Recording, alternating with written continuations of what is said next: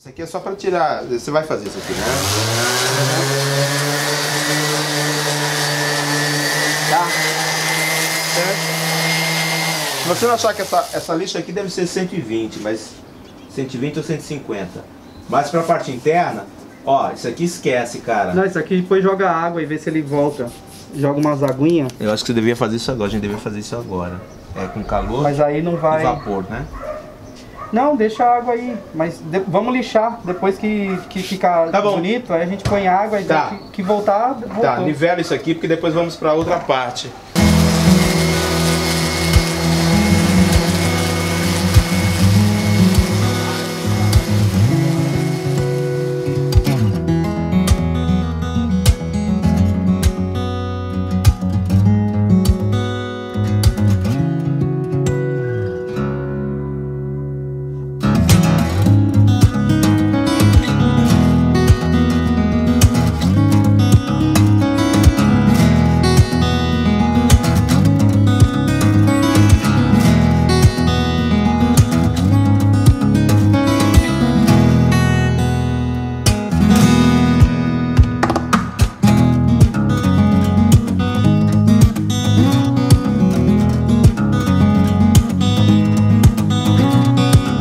Sempre tive essa paixão por guitarra acústica, porque eu sempre gostei de jazz.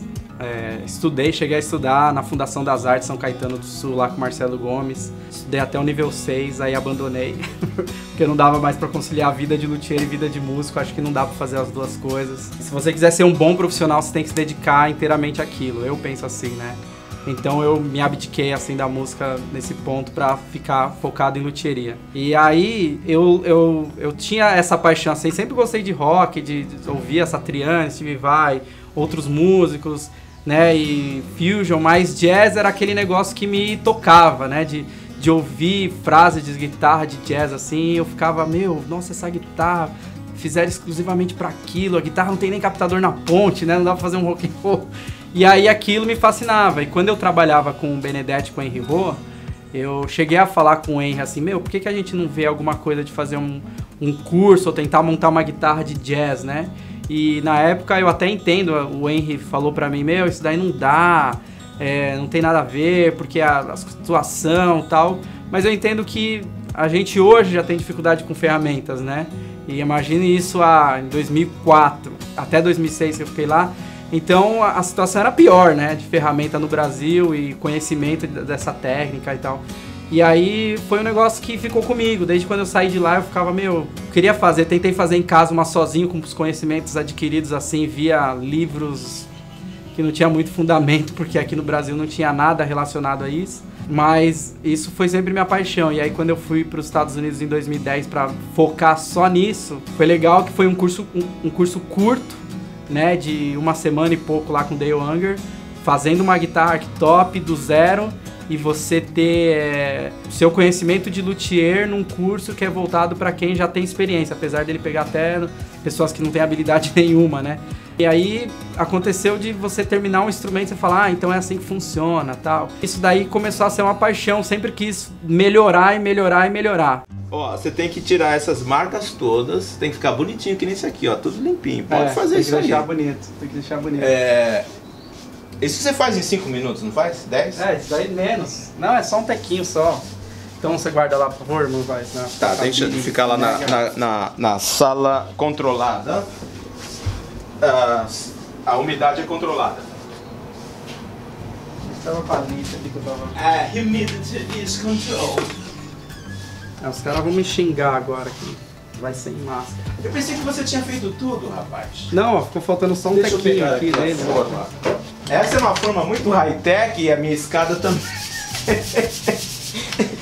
Cara, você tem que ter pernas pra fazer isso.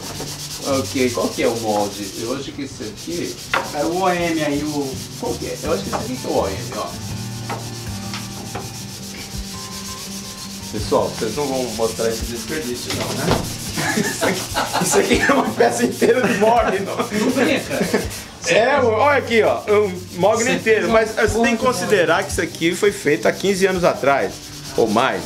Então você tinha uma certa abundância Tem material. Essa peça, isso aqui é um molde inteiro de mogno.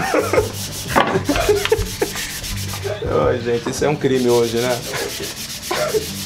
Hoje o pessoal usa o quê? Não é nem compensado. Como chama aquela? É MDF ou aglomerado, tem o laminado. Eu sempre imaginei a Benedetto, né? Bob Benedetto. Eu sempre pensei na empresa dele, fazer as guitarras dele iguais às dele, sempre ter ele como referência. Eu lembro que trabalhando na BH, um aluno comprou uma revista, o livro dele, acho que fita cassete ou DVD, não lembro se já era DVD, mas ele trouxe o kit, eu fiquei assim meio de olho arregalado, falei, nossa, o cara comprou o kit, meu, com a planta, com tudo. Falei, caramba, se eu conseguisse isso. E eu sempre fui pobrão, velho. Pobre, meu pai nunca teve grana de me ajudar em nada, porque...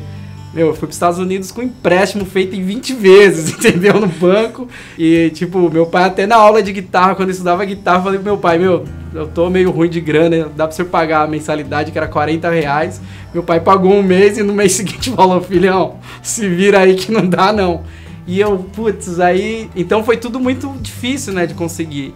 E aí eu vi o cara que ele falou, eu paguei $200. Eu falei, nossa, $200, cara, eu nem sabia quanto era $200, mas era muita grana pra mim. Passou os anos com essa influência toda, né? Que nem você contou do seu amigo. Ó, a gente tem muita coisa em comum, tá vendo? Seu amigo ligou pro Bob Benedetto pra falar de um curso. E aí quando eu estava com o Dan ligou pro Benedetto e falou, ó, tem um cara aqui com currículo, você pode ver se dá pra contratar o cara, fazer um teste. E aconteceu meio que a mesma coisa. Daí eu fui lá, fiz o teste na Benedetto. É um negócio assim que eu nunca imaginei pisar lá. Mas as coisas parece que vai caminhando e uma hora você tiver garra, tiver aquilo com tratar a profissão que você tem, seja ela qual for, com paixão, né? Parece que você consegue atingir isso, né? Cara, mas olha, mogno é uma maravilha para você fazer molde. Mas como eles usam isso? Eles fazem os moldes os moldes. Moldes, eles esculpem as peças para depois fazer outras peças em fundição e tudo. Eu não sabia, depois eu fiquei sabendo, porque eu fui numa empresa que trabalhava com... Aí, ó, pronto, deu 2 minutos. Você limpou direitinho? Porque, não, ó, tá. Depois vai ficar complicado, hein? Não, tá bonito. Tá bonito. É melhor passar o ar. Tem que passar um arzinho aqui. O ar. Se você quiser passar esse paninho aqui, ó. Isso aqui, ó, passa isso aqui. Esse aqui tá levemente umedecido, ó, e vai tirar, vai precisar colar mesmo. Isso. Ele vai secar rápido. Deixa eu ver aqui, senão a gente vai precisar de high-tech. Bom, o importante é que isso aqui está na mesma altura. Os caras vão falar assim, então, a gente fez uma série com Cacias, e aí todo mundo ficou desmotivado, pô, é muita grana, é muito não sei o quê. Aí você fala, mas aí, ó, calma aí, a gente tem a solução. A gente chamou 2 loucos, que esses caras falam assim. O pior é que o Novaes vende os violões mais caros do Brasil. E a oficina do cara é um muquifo. Aí os caras falam, quanto você precisa de uma oficina? Tem R$10? É mais ou menos. Mas você tinha a impressão que minha oficina era bem high-tech, não tinha? Eu tinha. Quando eu olhei o violão a primeira vez, eu falei, mano, a oficina do Novaes do cara é high-tech. Mas não precisa ser, né? Não, aqui não precisa. Não faz isso então não, beleza. Então, aí, ó, tá vendo? Tá vendo? Você foi um erro. Você não comete mais esse erro, tá? Tá bom. Ok. Mas beleza. Não, eu achei que o mogno depois a gente dá uma lixadinha nele também, se ele espetasse. Não, como diz aqui, é o seguinte, a minha amiga lá americana que faz espetasse. Ela fala quando você molha a madeira, mesmo o mogno, pra depois ficar mais lixadinho, ela fala que... arrepiar, levantar os cabelinhos. Fala assim, pump it up. Pump it up. Isso dá até música, né? Pump it up. Pump it up. E o pump the grain up. The grain up. E o pump the grain up. Okay, a Chelsea. Deixa eu. O certo seria abrir, mas não precisa abrir. Vamos colocar aqui. Eu falei que isso aqui tem que entrar certinho. Ele vai entrar. Sabe o que acontece? É porque realmente nós fizemos isso muito ajustado. Então não pode entrar totalmente aqui, só um pouquinho. Ah, aqui agora foi. E aí vai. Agora o martelinho de borracha. Você vê que nem todo martelo faz um estrago, né? Esse aí é de borracha. Olha, sem esse martelo você realmente não vai conseguir resultado satisfatório. Tá vendo? Eu falei dessa pedra aqui que ela é importante. É claro que não precisa ser essa pedra, pode ser uma peça de madeira, né? Mas ela tá totalmente niveladinha. Verifica aí desse seu lado aqui também. Às vezes você olha de um lado e ele aparentemente está paralelo. Aí você olha do outro lado, tipo a parte de baixo comparando com a parte de cima, o bojo inferior com o bojo superior. Sim. Tem que ter a mesmo alinhamento. Fica aqui, querida. Esse aqui também a gente não precisa mais. Segurando. Esse aqui também não. Também não. Essa obsessão positiva, né? Ela realmente nos conduz a caminhos que vamos encontrando pessoas que vão enriquecendo a nossa experiência, né? Eu tive muitas experiências enriquecedoras com o Marcos Rampazzo. Quando vi aqueles instrumentos, né? Eu fiquei fascinado, né? Eu ficava assim... Eu não via a hora de... só o vídeo dele com aquele monte de instrumento. Eu não via a hora de ir pra aula dele só pra ver aqueles instrumentos. Aí eu falei assim... Pô, Marcão, eu tô a fim de fazer uma guitarra. Ele falou, pô, cara... Mas você tem ferramenta? Você tem? Não tenho, mas eu quero fazer. E realmente fiz uma guitarra. Eu fiz uma guitarra. A única informação que eu tinha era a regra dos 18, né? Como calcular uma escala. Aí eu não tinha muita referência, mas calculei uma escala na minha imaginação. Ficou um pouco mais longa do que geralmente. Mas funciona. A guitarra eu tenho em algum lugar guardado. Mas funciona até hoje. A guitarra funciona. A fina, pô, não é que você fez mesmo? Eu falei assim, eu sei, Marcos, mas quer saber, cara? O som do violão, cara, eu sou fascinado. Quando você toca esse Martin, esse Epiphone, né? E ele dava as aulas mostrando como olha, esse violão foi usado pelos Beatles, né, na gravação tal, na música tal. Eu não tenho uma boa memória de lembrar os nomes das músicas, né, mas, cara, o som do violão me fascinava, né, muito mais do que as guitarras. Tanto é que eu tive uma guitarra, uma Fender, que eu comprei dele, e depois acabei trocando por um violão de 12 cordas, Yamaha, que foi um dos instrumentos que, apresentando alguns problemas, me levou a buscar as soluções, e aí começou essa história mesmo. Cara, aqueles violões, Martin, Gibson J200, Epiphone. O Rampazzo era o significado da palavra ostentação, né? Cara, aqueles instrumentos, aqueles violões me deixaram assim, fascinados, né? E aí eu falei, Marcos, é o seguinte, eu não sei como você vai ver, mas eu quero fazer violões. Aí ele falou, meu, você tá louco, cara? Meu, você tem ferramentas? Olha, só existe uns 4 ou 5 luthiers aqui no Brasil. Só tem o seu Dornelas, o seu Sukiyama, e citou mais alguns outros nomes. Você acha que eles vão abrir a oficina deles pra te convidar pra ensinar? Marcos, quer saber de uma coisa? Se ninguém me ensinar, Deus vai me ensinar. Então, aqueles impedimentos me encorajaram. 5 a 6 meses depois, eu conheci esse professor de violão clássico que também construía violões. A preocupação dele não era tanto o acabamento, mas sim a mecânica do instrumento, a afinação, a qualidade acústica, José Egídio, né? E eu tive essa oportunidade, então, de aprender os princípios básicos da construção do violão clássico. E, lógico, depois transferir esse conhecimento, essa experiência, quando já tinha feito uns 2 violões de aço, umas tentativas de violões de aço aqui no Brasil, mas vivendo nos Estados Unidos, esse período de 89 a 94, eu tive essa convivência com a Mosman Guitars, na cidade de Sulphur Springs, ficava a 70 milhas de Dallas. E todo final de semana, lá estava eu ajudando a construir os violões da Mosman e tal, e fui...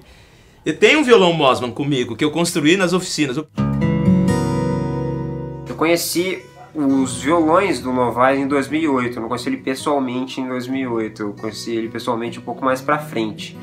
mas a primeira vez que eu tive contato com o violão dele foi em 2008, através de um amigo meu que estava com o violão dele, que o próprio Novaes tinha apelidado de Pitbull. Esse violão fazia jus ao nome. E até então eu estava acostumado com violões de série, comuns, de marcas famosas até, mas assim, aquilo era o top para mim. Quando eu ouvi o Novaes, eu fiquei impressionado, porque eu não sabia que era possível, que existia um som daquele. Então assim, foi extremamente marcante para mim quando eu vi pela primeira vez o violão dele. Eu até lembro o momento, assim, tenho na minha memória assim, a imagem do momento que eu toquei pela primeira vez no violão dele, assim. E aquilo ficou na minha cabeça. Aí mais pra frente eu falei, eu preciso de um violão desse e tal. Aí em 2014 eu obtive meu primeiro Novaes. Até então eu achava que só os instrumentos dele eram uma lenda, mas quando você conhece ele pessoalmente você percebe que em si o Novaes é uma lenda, né? Um cara totalmente fora dos padrões convencionais de pessoas, assim. Ele é um cara extremamente extrovertido, assim. Novaes é muito gente fina, assim. A gente acabou se tornando amigos, assim, né? Depois que a gente se conheceu e tudo mais. O Novaes, ele é excepcional, assim, tanto em relação a som quanto a estética, né? É o ápice das duas coisas. Tem aquele jargão conhecido, feito melhor que perfeito, né? Mas assim, esquece isso. O Novaes, o lema do Novaes é perfeito, custe o que custar. Assim, isso é uma das coisas que me faz ter muita afinidade com o Novaes também, porque eu meio que penso assim também nas minhas coisas, nas minhas músicas e tal. E o Novaes segue essa linha, assim. Uma vez ele me mostrou um encaixe do braço com o violão. O encaixe, cara, você não conseguia ver, assim, vão nenhum entre as peças, assim. Eu fiquei extremamente impressionado com aquilo. Aí eu falei, como que é possível fazer um negócio desse? E a partir daquele momento eu comecei a considerar o Novaes como a Apple dos violões, assim. Tamanho perfeccionismo da engenharia ali que ele usa na construção dos instrumentos dele. O que eu tenho para dizer sobre o Novaes é isso, assim. Eu acho sensacional o trabalho dele e admiro ele como pessoa também, e sinto orgulho por usar e representar os instrumentos dele. Para mim é uma honra tocar num instrumento desse nível. Eu geralmente faço assim, ó, quer ver? Eu vou te soltar, eu vou te mostrar o que eu faço. Eu quebro um pouquinho, porque parece que não, mas facilita a colagem. Ó, tá vendo ali? Quebra um pouquinho, como ele tá bem. Alguns, olha que legal, ó. Você não tem que forçar. Então faz isso, ó, vai fazendo isso aqui. Pelo menos essa parte do bolho essa superior. parte aqui, ó, mas aqui não precisa. Uhum. Aqui não precisa. Acho que aqui porque também ele vai dobrar fácil, né? Olha só, vou pegar os grampinhos. Isso aqui é o segredo da boa colagem. Isso aqui vai sobrar. Uhum. A gente vai usar isso aqui pra frente. Vamos colocar aqui, porque a gente vai... Ok, não tem problema isso aqui. Ele tá aqui. Então, solta aqui.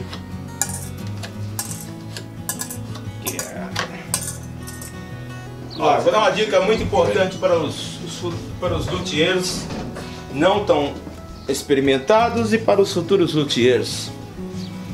Está vendo? Esse reengrosso, que é chamado em inglês, chamam de kerfing, né? Kerfing. Aqui nós chamamos de reengrosso. Então vocês podem ver que esse chanfrado que é o mesmo desse daqui, só que esse aqui está na parte aberta, né? O corte está para fora. O corte está para fora. Quando esse corte fica para fora, e muitos fazem assim até hoje, você tem um tipo de resistência. Mas quando você faz dessa forma, em que o corte fica para dentro contra a faixa, você cria uma resistência muito maior. Ela fica com muito mais rigidez. E isso é muito importante. Eu tenho adotado esse outro sistema já há alguns anos, porque eu quero mais rigidez. Também aumentei a largura. A altura, né? Aqui tem 20 milímetros. Essa aqui tem menos, porque aprendi com o Charles Fox, que é um grande luthier americano, e ele usa até mais profundidade. Acho que quase 1 polegada, já viu? Não tinha visto dele. E cria uma resistência muito maior na faixa, cria uma rigidez maior, e isso acaba ajudando na reflexão do som. Quanto mais rígida a faixa for, com mais velocidade, mais rapidez ela vai refletir. Certo. Entendeu? Então... É até interessante, porque se ela fica maior, até, tipo... mecanicamente, se o som se move lá dentro, se você tem uma área que cria esse chanfro aqui nele, né? Se você tem isso em cima e embaixo, ele vai passar o som por isso aí com mais facilidade. Isso, e outra coisa importante. Sem quebrar outra o coisa som, importante. Eu gostaria de tirar isso daqui, mas estou com dificuldade. Quer que tira? Tira, porque é o seguinte, aqui. quando você tem essa parte desse reengrosso com os cortes pro lado de dentro, você tem menos reflexão do som, absorve mais o som, e a caixa de ressonância tem esse papel muito importante de ser um refletor. Todo o som que é transferido do tampo, ele precisa ser refletido pelo fundo e pelas faixas. Então, se você tem esses cortezinhos aqui, ó, voltados para a parte de dentro, ele acaba sendo absorvido. Agora fica melhor essa visualização. Quando esse corte é para dentro, esses cortes acabam servindo como absorve o som, em vez de refletir, e dá menos rigidez. Por isso que em muitos projetos de violões clássicos espanhóis, vocês vão perceber que essa estrutura, esse reengrosso, alguns não tem nem corte, é uma peça inteira. Uhum. Porque no caso do violão clássico, é um instrumento muito mais sensível e qualquer elemento vai fazer a diferença.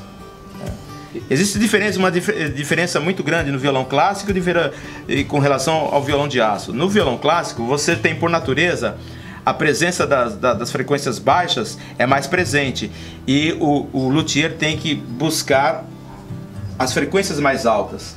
No caso do violão de aço, é o contrário, porque existe muito mais tensão exercida no tampo, que é o dobro, praticamente o dobro da pressão exercida no violão de nylon. Então, por natureza, o violão de aço já tem muita energia, então ele vai ter bastante frequência alta, bastante agudo.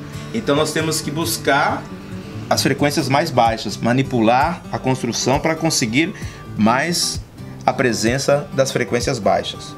Tanto que até faz sentido isso aqui, que se você vê tetos, né, de salas de concerto, que nem o próprio Sesc faz isso, que tem aquelas divisões no teto que é em degraus. Né? Para absorver, né? Todos quadradinhos para absorver, para não ter reverb. Isso. Né, só que exatamente, nós queremos que atrapalhe, né? Nós queremos uma coisa que essa parte da física trabalhe. Mas o violão vai trabalhar para projetar. Ao contrário. Que é o interessante. Eu acho que isso foi importante. Agora, ok. E tem um violão Mossmann comigo, que eu construí nas oficinas. O primeiro violão, cara, foi uma tragédia. Porque eles tinham uma roda de polimento, cara, com motor de 5 HP. Nossa! Meu, e a minha inexperiência, eu tinha construído o violão, aí tava começando a polir o violão, cara. Foi uma fração de segundos, não foi menos que um piscar de olhos. Vum! O violão subiu, cara. O violão subiu. Bom, ele desceu. Cara, ele ficou totalmente destruído, cara. Nossa. Eu chorei, cara. Eu chorei. Eu já fiz aí isso. O John, que é um dos sócios, né? Ele falou, Carlos, don't worry. any one of us had this awful experience. E aí... Todo luthier que tem que passar por essa experiência de cara, quebrar um aí eu violão construí bonito. um violão todo mais cheio de Todos. detalhes e tal. Só que dessa vez eu não... eu falei, ó, eu não vou polir. Eu tenho esse 5 violão. HP numa politriz. Pois é, eles tinham essa politriz que era realmente uma coisa espantosa, né? Medonha, né? Mas essa experiência eu não vou esquecer. Teve outra experiência também, nós estávamos abrindo as rosetas, né? O canal das rosetas, né? E era um disco de metal, de aço, não era nem de alumínio, era de aço mesmo, numa dessas furadeiras, né? E aí eu estava abrindo, né? De repente aquela roda se soltou, cara. Ela saiu como um disco voador. Nossa! Olha, e a altura era no meu peito, assim, no pescoço, assim, cara. Aquilo saiu assim, ó. Vum! Voando pela oficina. Pô, bateu na parede, meu. Eu falei, cara, eu fiquei muito assustado. Você me fez lembrar de um negócio também, que já aconteceu isso não comigo. Mas em 2006, eu passei um período na Warm Music, trabalhando na Warm Music, fazendo amplificador. E eu era o único luthier de uns violões que eles importavam da China, que chamava Molden, se eu não me engano. Faz tanto tempo. Eu arrumava, tipo, sei lá, vinha um container com uns 500 violões. 2, 3 meses tinha que revisar tudo, assim, regular e tal, pra mandar pras lojas. E aí eles fizeram parceria com a Valzac. E aí eles começaram a shapear vários braços de guitarra na fábrica lá, e depois eu acabei sendo mandado embora, o dono morreu, o Fábio Nader e tal. Mas eu lembro deles estar shapeando um braço assim, ó, e o braço voar na parede assim, ó, na fresa. Que na luthieria tem esses negócios que é tudo muito bonito, né, acabado, mas só a gente sabe o que você passa ali na hora de passar um instrumento numa fresa, na tupia manual, na tupia inferior ou tupia superior, quem tem. Mesmo uma furadeira de coluna pode ser super arriscado. A gente conta as histórias assim, hoje sou engraçado, né? Mas na hora a gente passa por aquela... Que nem eu tenho marcas da luthieria, né? Já enfiei o dedo na serra de fita, assim, ó, de fatiar mesmo. Já passei a tupia na mão. E aí hoje, tipo, isso foi em 5 anos atrás. Então hoje as ferramentas eu trato com o maior carinho e antes de fazer qualquer coisa eu penso 2 vezes. Hoje eu vejo que é engraçado, eu conto, dou risada. Mas na hora quando eu vi a mão aberta assim, quase pensei na possibilidade de nunca mais tocar uma guitarra, né, testar um instrumento, tocar o violão, na hora deu aquele nervosismo assim. Então tem umas histórias meio sinistras. Sinistras.